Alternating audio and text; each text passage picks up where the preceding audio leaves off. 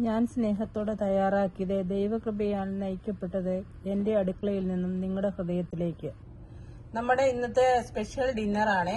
നല്ല പാലപ്പം, നല്ല കരിമുര എന്നുള്ള പാലപ്പവും അതുപോലെ തന്നെ നല്ല അടിച്ചു പതപ്പിച്ച ചായ.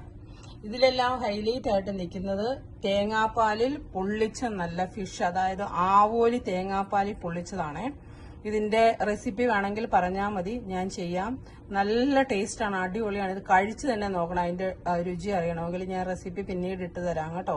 നല്ല എല്ലാവരും ഒന്ന് ട്രൈ ചെയ്ത് നോക്കേണ്ട റെസിപ്പി തന്നെയാണ്. അടിപൊളി ടേസ്റ്റ് ആണ് കേട്ടോ. തേങ്ങാപ്പാൽ നാട്ടിലൊക്കെ ആണെങ്കിൽ ഇഷ്ടം പോലെ സുലഭമായിട്ട് തേങ്ങാപ്പാലൊക്കെ കിട്ടാനുണ്ടല്ലോ. നമുക്ക് പുറത്തൊക്കെ താമസിക്കുന്നവരെ സംബന്ധിച്ചാണ് തേങ്ങാപ്പാലിനൊക്കെ ഭയങ്കര ബുദ്ധിമുട്ട്.